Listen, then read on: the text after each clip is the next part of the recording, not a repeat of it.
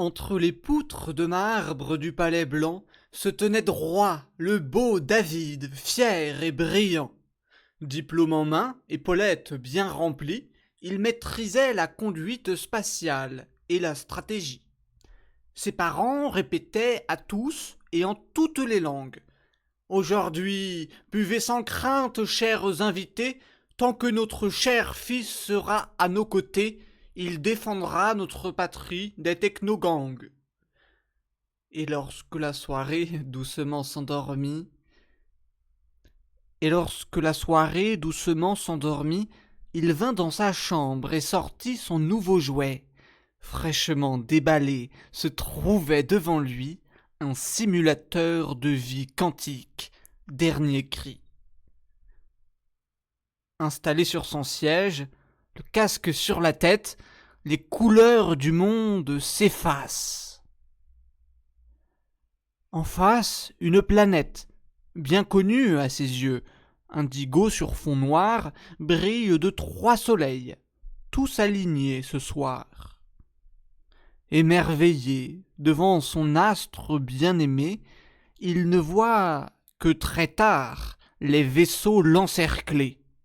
Mais un sourire conquérant, un pied sur la pédale, il tire sur ses manettes, il envoie ses missiles, esquive les ripostes, et sûr de son génie, met en pièces et boulons toute la flotte ennemie.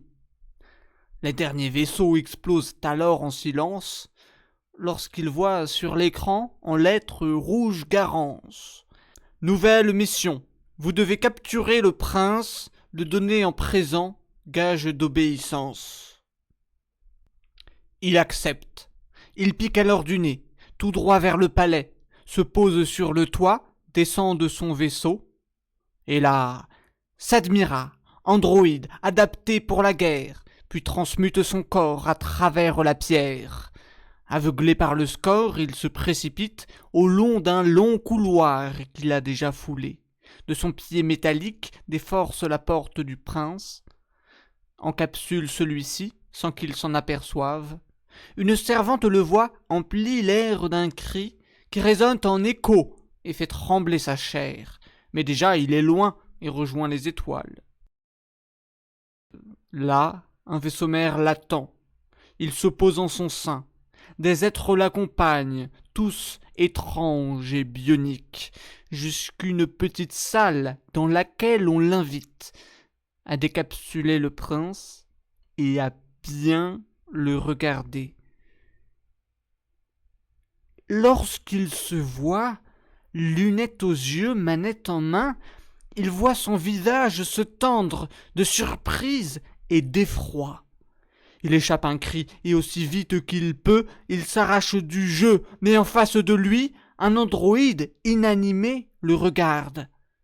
La pièce est trop vaste, et à travers la fenêtre, il ne reconnaît plus les étoiles de son ciel.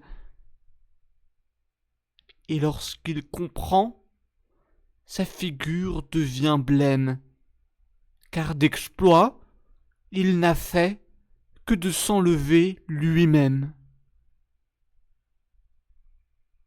Je vous remercie.